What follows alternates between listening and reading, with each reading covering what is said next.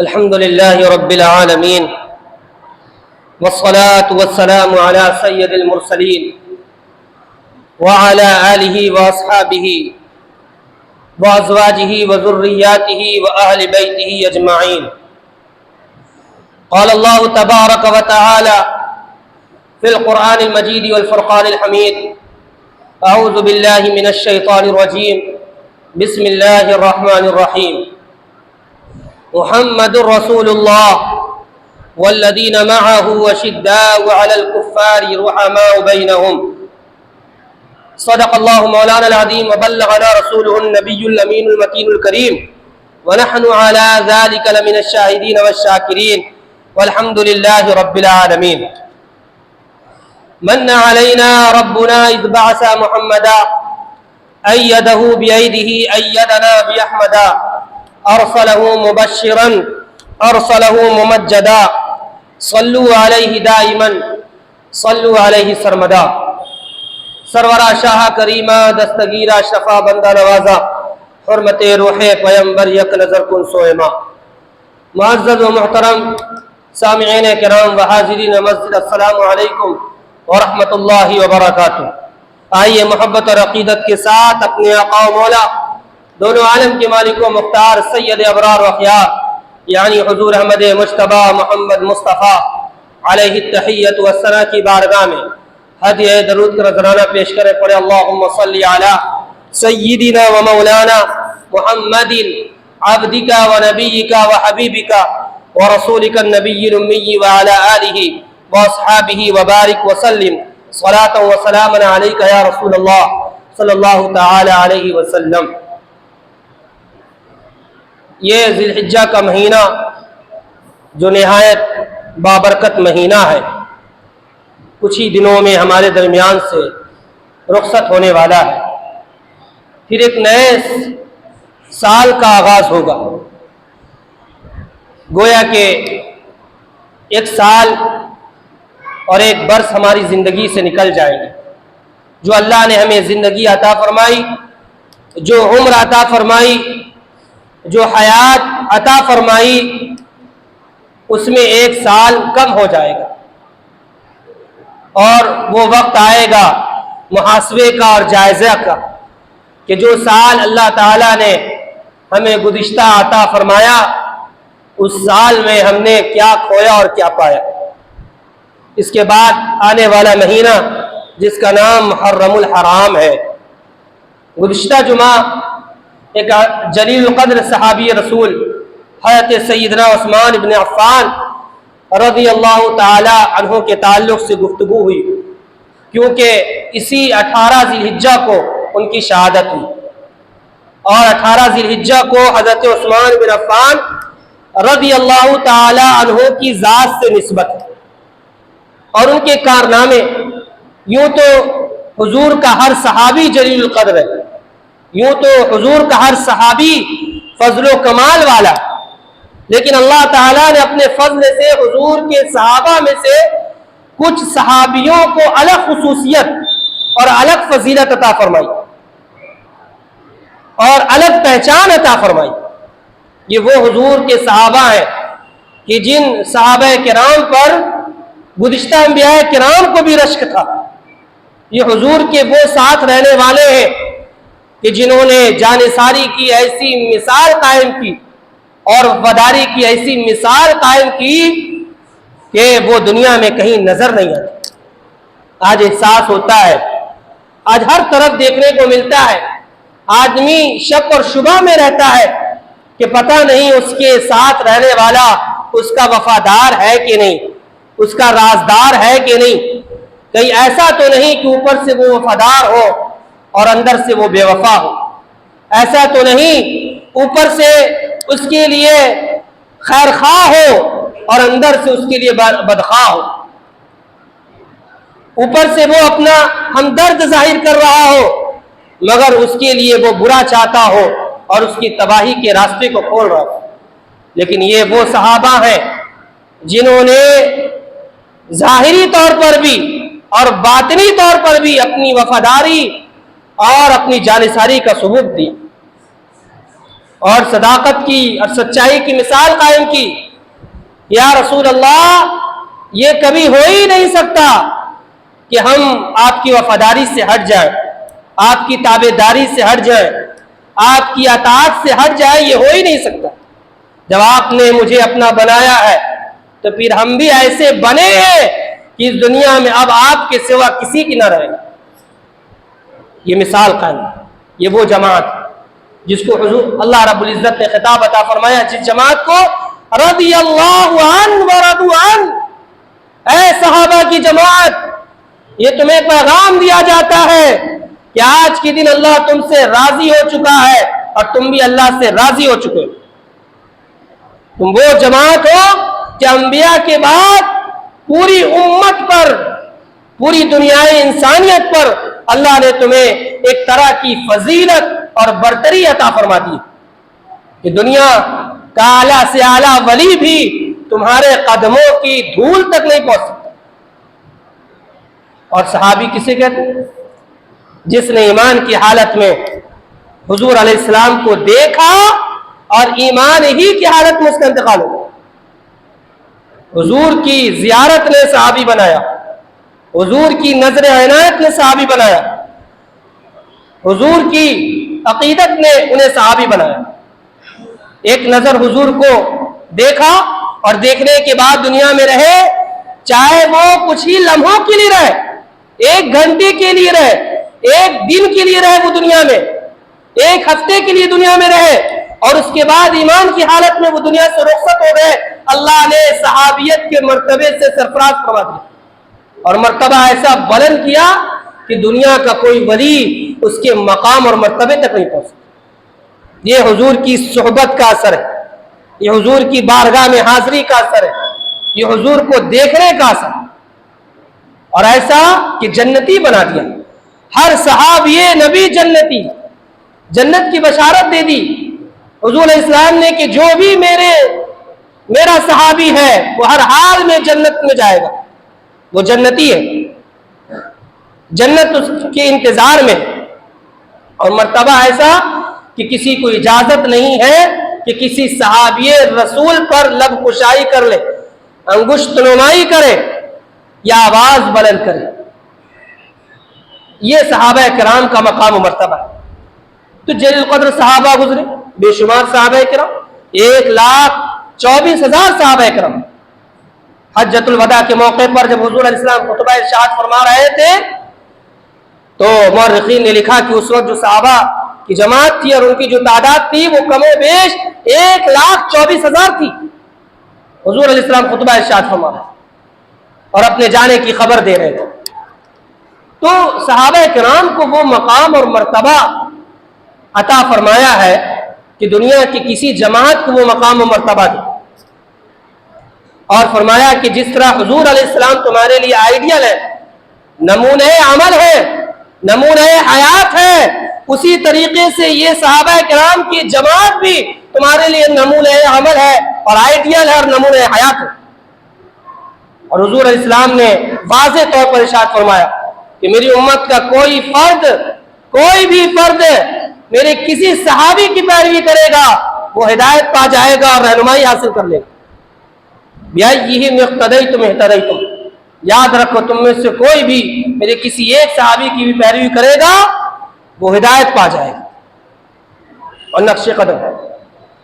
اسی لیے حضور علیہ السلام نے جب اہل سنت والجماعت کی تعریف فرمائی کہ جماعت کون ہے اور فرقہ کون ہے اور جماعت جنت میں جائے, تو فرمایا کہ جماعت وہ ہے جو میرے نقش قدم پر ہو اور میرے بعد صحابہ کے نقش قدم پر ہو.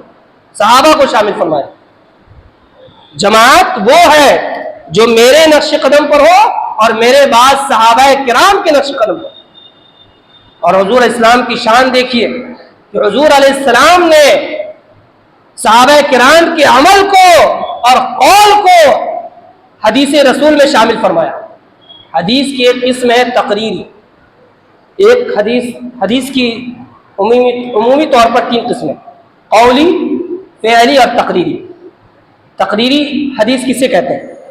حدیث قولی وہ ہے کہ جو حضور اسلام نے ارشاد فرمایا, بیان فرمایا, جو حکم دیا, اور فعلی وہ ہے جو حضور اسلام نے بیان تو نہ فرمایا بلکہ کر کے دکھائے. جو حضور اسلام نے کیا وہ بھی حدیث, جو حضور اسلام نے فرمایا وہ بھی حدیث, اور جو حضور اسلام نے کیا وہ بھی حدیث.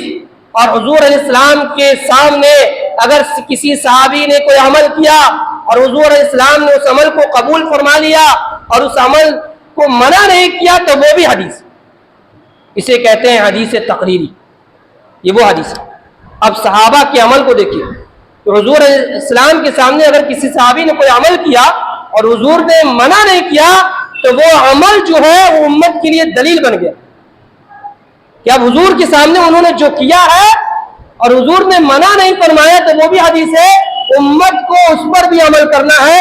یہ حضور صحابہ کرام کے عمل کی شان, منع نہیں فرمایا بلکہ پسند فرمایا کہ تم نے یہ کام کیا, اور فرمایا کہ میرے بعد صحابہ کرام جو بھی کام کریں گے, جو بھی چیز نافذ کریں گے وہ میری مرضی کے مطابق اور شریعت کے مطابق نافذ کریں گے, لہذا ان کے حکم پر عمل کرنا, ان کے بتائے ہوئے طریقے پر چلنا میرے حکم پر عمل کرنا ہے اور میرے بتائے ہوئے طریقے پر چلنا ہے. گویا کہ طریقہ صحابہ طریقہ مصطفیٰ ہے اور حکم صحابہ حکم مصطفیٰ. جب نماز تراویح کا وقت آیا تو نافذ کس نے کیا؟ حضرت عمر رضی اللہ تعالی, اور سبوں نے قبول کیا. اور آج دیکھیے عمل ہوتا. تو کیونکہ حضور اسلام کے زمانے میں اس کی ضرورت نہیں تھی, لیکن حضور نے ارشاد فرما دیا تھا کہ جب بھی وقت آئے گا حالات کے اعتبار سے میرے جو خلفاء ہیں, جو امیر المومنین ہیں, وہ حکم صادر فرمائیں گے اور ان کا حکم صادر فرمانا میری مرضی کے مطابق ہوگا. امت مسلموں پر عمل کرنا لازم و ضروری ہوگا. ائمہ کے لیے وظائف مقرر کیے حضرت عمر فاروق رضی اللہ. حضور اسلام کے ارشاد کا مفہوم ہے کہ آخری زمانے میں, آخری وقت میں جو دین کا کام چلے گا وہ بھی دینار و درہم سے چلے گا. ایک زمانہ تھا کہ لوگ خود کفیل تھے, خود سے اپنا اپنا حصہ دین میں شامل کیا, لیکن فرمایا کہ ایک وقت آئے گا کہ ہر چیز کا ایک سسٹم ہو جائے گا اور سسٹم کے مطابق اور نظام کے مطابق سارے کام ہوں گے, لہذا دین کا کام بھی دینار و درہم سے چلے گا. دینار و درہم کی شمولیت ہوگی, اس کے بغیر نہیں. حضرت عمر فاروق رضی اللہ تعالی عنہ مؤذنین کا اور ائمہ کا وظیفہ مقرر فرمایا بیت المال سے, اور کہا کہ آج میں نے یہ نافذ کر دیا, سلسلہ چلتا رہے گا. اب کسی کو دیکھنے کی ضرورت نہیں ہے, نہ طلب کرنے کی ضرورت ہے. یہ ائمہ خوددار ہوں گے اور یہ مؤذنین خوددار ہوں گے, کیونکہ انہوں نے اسی زمانے میں دیکھا تھا کہ ایک وقت ابھی حضور اسلام کو گزرے ہوئے کچھ ہی عرصہ ہوا ہے کہ بھائی بھائی کا نہیں ہے, بھائی بھائی کا خیر نہیں ہے. یہ عالم ہے کہ تبدیلی آتی چلی جا رہی ہے. ایک وقت آئے گا کہ جب ان کو نہیں پوچھے گا پھر دین کا کام کیسے چلے. آپ نے اسی وقت فیصلہ لیا اور آج تک اسی فیصلے پر عمل ہو رہا ہے. یہ کس کا فیصلہ تھا؟ صحابہ کرام کا فیصلہ, حضور کے مطابق فیصلہ.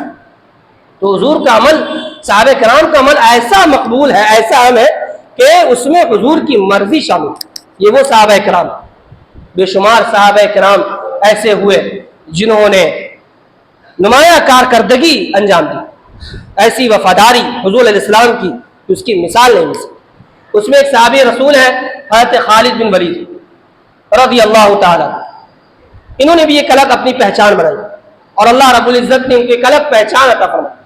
یہ قبیلہ بنو مخزوم سے تعلق رکھتے تھے. یہ وہ قبیلہ تھا جس کو عسکری قیادت حاصل تھی, یعنی فوج کی قیادت.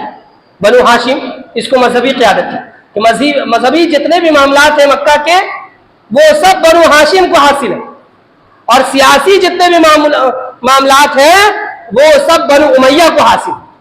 اب رہ گئی فوجی معاملات, رہ گئے فوجی معاملے, وہ کس کو حاصل ہے؟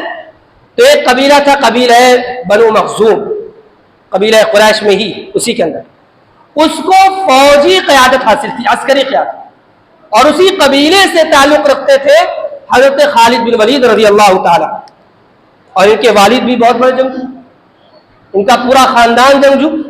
جنگ کی جتنی بھی حکمت عملیہ ہیں, جتنے بھی اس کے اندر خوبیاں ہیں, جتنے بھی کمالات ہیں, وہ سب اس قبیلے کو حاصل. گویا کہ اگر اس قبیلے کو کھڑا کر دیا جائے تو یہ ہو ہی نہیں سکتا تھا کہ یہ قبیلہ بغیر جنگ جیتے واپس آ جائے، بغیر فتح کیے واپس آ جائے، ایسا ہو ہی نہیں سکتا۔ سارے قبیلے ڈرتے ہیں، اور کچھ خاندانوں میں اللہ تعالیٰ نے خاصیت رکھی، جیسے افغانی لوگ لڑنے میں بڑے ماہر ہوتے ہے نا، بڑے دل والے ہوتے کہ پہاڑ پر چڑھا دیا جائے، جہاں بھیج دیا جائے، جنگل میں، پانی میں، سمندر پر، دل اتنا مضبوط ہوتا ہے کہ وہ گھبرا نہیں پاتے۔ ان کا وہی کام ہے، وہ خطرناک سے خطرناک کام اور مشقت والا کام، لڑنے والا کام، جیتنے والا کام ہوگا۔ تو کچھ قبیلوں میں، کچھ خاندان میں اللہ تعالیٰ نے قدرتی طور پر خوبیاں رکھی ہوتی، یہی بنو مخزوم میں تھا۔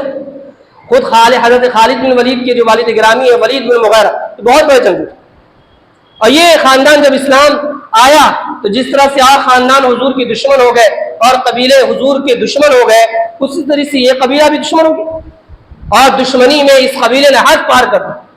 کوئی ایسا مارکا نہیں ہوتا تھا کفار قریش کی طرف سے، کوئی ایسی جنگ نہیں ہوتی تھی، کوئی ایسی مہم نہیں ہوتی تھی جس میں اس قبیلے کے لوگ شریک نہ ہوتے۔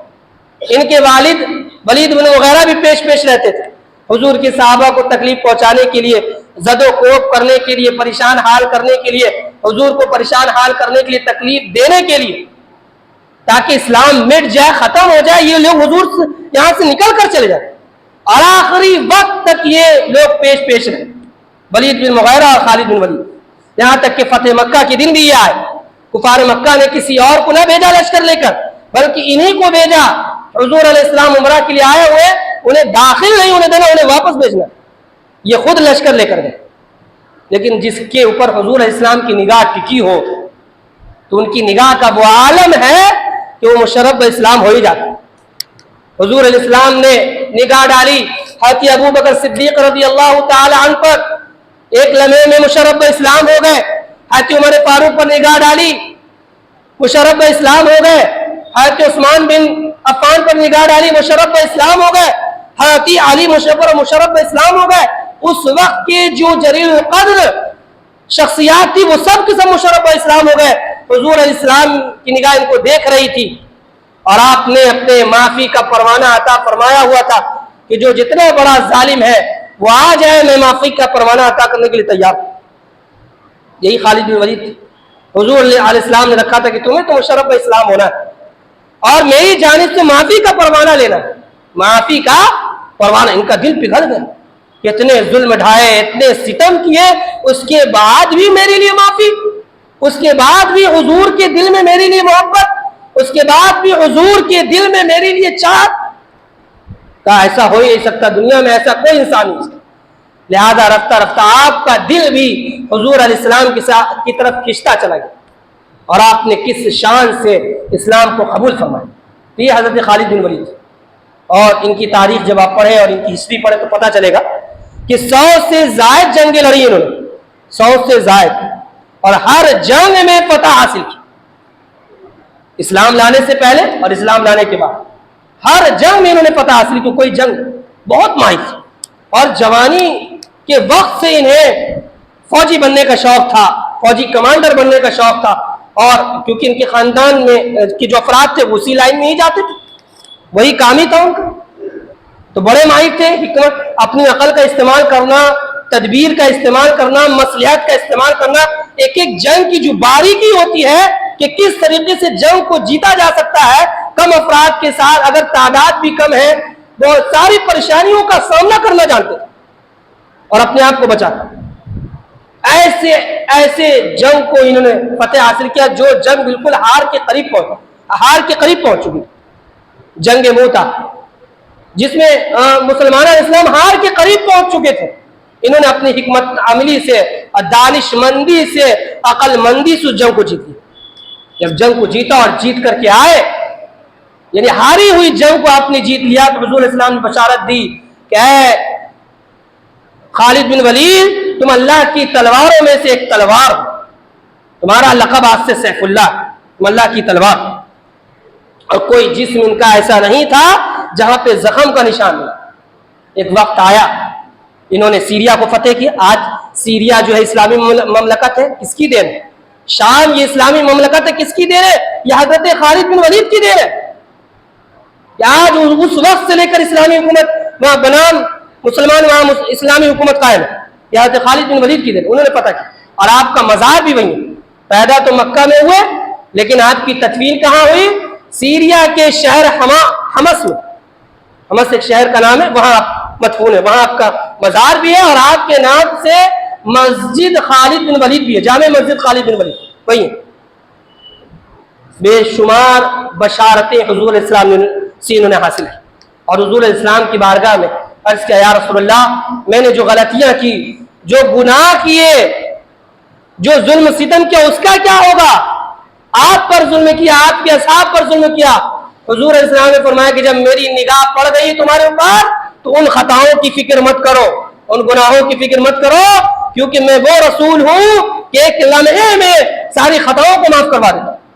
اب جب تم اسلام لے آئے ہو نا، اسلام کی برکت کا یہ عالم ہے کہ جب آدمی اسلام لاتا ہے تو پچھلے سارے گناہ معاف ہوتا ہے۔ اس لیے اسلام لانے کو معمولی مت سمجھیے گا، اسلام لانے کو اس لیے منع کیا گیا۔ حضور اسلام نے جو اسلام لوگ لائے اور ان کے معاملات پہلے برے تھے تو لوگوں کو منع فرمایا کہ یہ اسلام اب لا چکے ہیں، لہٰذا ان کے برے معاملات ان کو مت یاد دلانا، ان کے گناہ ان کو مت یاد دلانا، ان کا ظلم ان کو مت یاد دلانا، ان کا ستم ان کو مت یاد دلانا، ان کی شراب خوری ان کو مت یاد دلانا، اس لیے کہ اسلام لانے میں وہ طاقت ہے اور وہ برکت ہے کہ جب آدمی اسلام لے آتا ہے سچے دل سے تو اللہ تعالیٰ اسلام کی برکت سے پچھلے تمام گناہوں کو، چاہے وہ صغیرہ ہو چاہے وہ کبیرہ ہو، ان تمام گناہوں کو معاف فرما دیتا ہے، اور یہ اسلام لانا ان کے تمام گناہوں کو مٹا دیتا ہے۔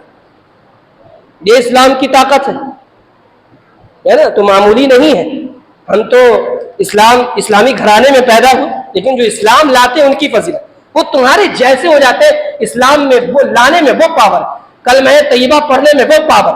جیسے ایک گنہگار آدمی جب حج کرتا ہے تو گناہوں سے صاف و شفاف ہو جاتا ہے، وہ آتا حاجی بن کے چلا ہے، الحاج ہو گیا وہ، اب اس کے گناہوں کو مت یاد دلاؤ، اس کی غلطیوں کو مت یاد دلاؤ، اس لیے کہ حج کی برکت نے اس کے گناہوں کو مٹا دیا۔ اسلام لانے کی برکت نے گناہوں کو مٹا دیا۔ عرض کیا یا رسول اللہ میرے گناہوں کا کیا ہوگا؟ حضور اسلام نے فرمایا کچھ نہیں ہوگا، اللہ تعالیٰ نے تمہیں اسلام لانے کی برکت سے تمہاری تمام خطاؤں کو، لغزشوں کو اور گناہوں کو معاف فرما دیا۔ یہ ایک بشارت دے دی، اور ان کی چاہت تھی کہ میری شہادت ہو میدان کارزار میں، میدان جنگ میں، مگر یہ چاہت ان کی پوری نہ ہو سکی۔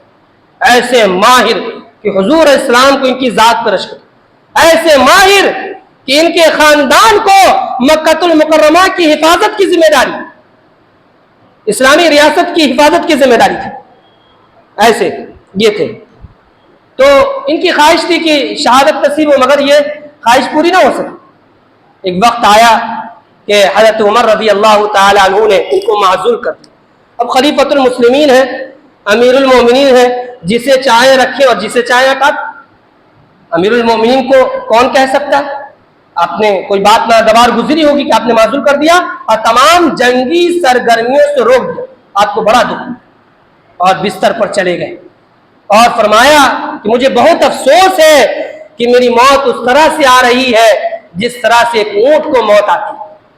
میرے جسم پہ کوئی ایسی جگہ نہیں ہے جہاں زخم نہ لگا ہو، اور یہ خالد بن ولید جس کو موت آنی چاہیے میدان کارزار میں، میدان جنگ میں، مگر اس کی قسمت دیکھو کہ اسے موت میدان جنگ میں نہیں بلکہ بستر پر آ گئی۔ اور میں سنو موت سے ڈرنے والوں، اگر موت تمہیں میدان میں آنی ہوتی تو یہ خالد بن ولید کو دیکھ لو، اس نے 100 سے زائد جنگیں لڑیں اور ہر جنگ میں فتح ہوئی۔ اگر موت میدان ہی میں آنی ہوتی تم جہاد کو نکلتے اور اس نیت سے جہاد سے بچتے کہ ہم مر جائیں گے۔ جیسے اہل مدینہ میں کچھ منافقین تھے، جب حضور علیہ السلام جہاد کے لیے بلاتے تھے، اپنی دفاع کے لیے، اپنی ذات اسلام کے دفاع کے لیے، اپنی حفاظت کے لیے، عزت و آبرو کی حفاظت کے لیے، اپنے محلے کی حفاظت کے لیے، اپنے گھروں کی حفاظت کے لیے جب بلاتے تھے، کچھ منافقین کہتے تھے کہ ہم نہیں جائیں گے، میری جان قیمتی ہے، میں وہاں جاؤں گا تو مر جاؤں گا، میرے بال بچوں کو کون دیکھے گا، میرے گھر والوں کو کون دیکھے گا، کما کر کون کھلائے گا، میرے محلے کی حفاظت کون کرے گا، اور بہکاتے تھے کہ تم بھی مت جاؤ۔ حضور نے فرمایا کہ اگر موت آنی ہوگی تو گھر میں بھی آ سکتی ہے، اور موت مقدر نہ ہو تو میدان کارزار سے فتح کے ساتھ، نصرت اور کامیابی کے ساتھ واپس آ جائیں گے، موت نہیں آ سکتی۔ صحابہ کرام لوٹ کر آتے تھے، کہتے تھے دیکھو میں لوٹ کر آیا، جیت کر آیا اور مال غنیمت لے کر آیا، مجھے موت آئی؟ کہا نہیں۔ اور تم تو گھر میں تھے، کیسے مر گئے؟ تمہارے چچا انتقال کر گئے، انکار کیا تھا جانے سے، انتقال کر گیا، تمہارے بابا انتقال کر گئے، منع کیا تھا جانے سے، کیسے موت آئی؟ یاد رکھو موت کا معاملہ اللہ کے ہاتھ میں۔ خالد بن ولید نے امت مسلمہ کو پکار کر کہا کہ مجھے دیکھ لو، مجھے مثال بناؤ، اگر موت میدان کارزار میں آنی ہوتی تو مجھے بستر پہ موت نہیں آتی، میدان کارزار میں آتی، اس لیے کہ میں نے 100 جنگیں لڑی، کسی جنگ میں مجھے موت نہیں آئی، اور ہر جنگ میں اللہ نے مجھے فتح اور نصرت عطا فرمائی۔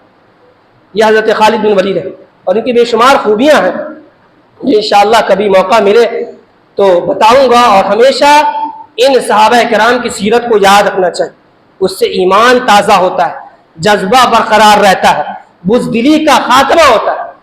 اسلام نے ہمیشہ ہر معاملے میں اپنی دفاع کی اجازت دی، اپنی حفاظت۔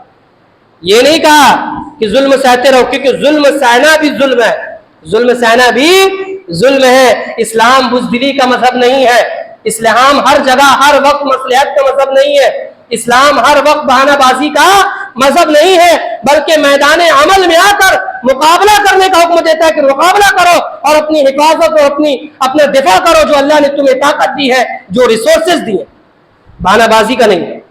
اس لیے ہر مسلمان کو یہ سمجھنا چاہیے کہ اللہ تعالیٰ نے ہم کو ایک دفاعی ذمہ داری عطا فرمائی ہے کہ جب ایسا وقت پڑے تو ہمیں تیار رہنا چاہیے، اور جو اس میدان عمل میں آئے ہیں مجاہدین، ان کے لیے دعا کرنی چاہیے کہ اللہ تعالیٰ ان کے مجاہدے کو، ان کے جہاد کو، جس طرح کا بھی وہ جہاد کر رہے ہیں، جس طرح کی بھی وہ کوشش کر رہے ہیں، اللہ ان کے جہاد کو قبول فرمائے اور مزید قوت و توانائی عطا فرمائے۔ وآخر دعوانا الحمدللہ رب العالمین۔ السلام علیکم۔